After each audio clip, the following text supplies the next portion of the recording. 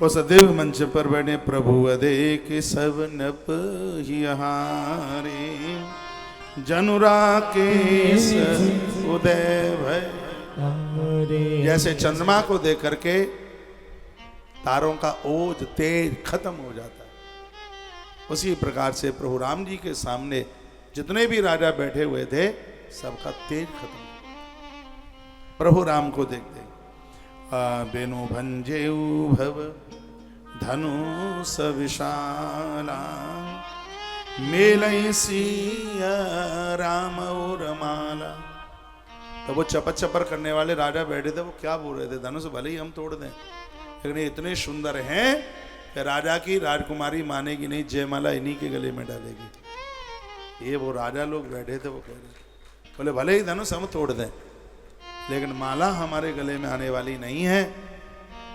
माला है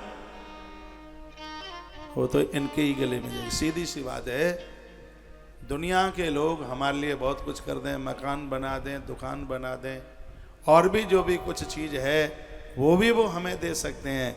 ठीक है, सब कुछ दुनिया से हमें मिल जाए, लेकिन भजन तो दुनिया को बनाने वाले का ही होना चाहिए, परमात्मा का होना चाहिए, ईश्वर का होना चाहिए। ईश्वर से तो सर्वोच्च कोई है ही। और याद रखना, जनक वही है जो अपनी बुद्धि को राम के साथ जोड़ देता है। जनक क्या है? जनक जीव है, माता जानकी मति है, मति है। और आनंद तभी है ना जब अपनी मति का संबंध अब परमात्मा के साथ जोड़ देते हैं, तभी तो कोई विधेय। विधेय का मतलब होता है जो देह से ऊपर है, जो देह में फंसा नहीं है वही तो विधेय है। और देह में वही नहीं फंस पाएगा जिसकी मति जानकी परमात्मा के लिए व्याधि गई है।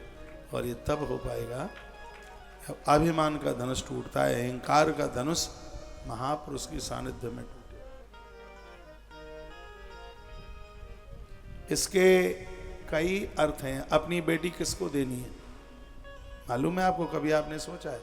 आप तो उसे देंगे जो सुंदर बहुत है, आप उसे देंगे जो पैसे वाला है, आप उसे देंगे जो बहुत ज़्यादा रूपवान है, आप उसे देंगे जिसके पास कोठी इमारतें बहुत ज़्यादा हैं। राम कथा कहती है अपनी बेटी उसको दो जिसने राम की तरह धनुष तोड़ दिया है। धनुष तोड़ने का मतलब है जिसने घमंड तोड़ दिया, जिसने अहंकार तोड़ दिया, अभिमान तोड़ दिया है, बेटी उसको देना। यदि वो घमंडी रहा, अभिमानी रहा, तो ना 2 पैसे की इज्जत तुम्हारी समझेगा, ना तुम्हारी लड़की की, तुम्हारी बेटी की 2 पैसे की इज्जत समझेगा। जब वर देखने के लिए, वर का मतलब होता है श्रेष्ठ, दुनिया में जो सबसे ज़्यादा श्रेष्ठ है, इसलिए तो उसका नाम वर है।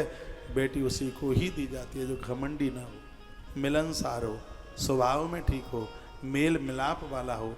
9 बातें देखी जाती हैं जिससे वो बेटी दी जाती है। उसमें एक यह भी है जिसको अभिमान नहीं। जनक राजा ने, सुंदर तो और भी बहुत बैठे थे, पैसे वाले बैठे थे, वैभव वाले बैठे थे, बड़े बड़े राजे आए, काल भी जिनका सामना छोड़ के भागता है, ऐसे लोग वहां पर बैठे हुए थे। लेकिन ये जनक अपनी बेटी उसको ही देगा जो धनुष भंजन यानी अहंकार तोड़ देगा।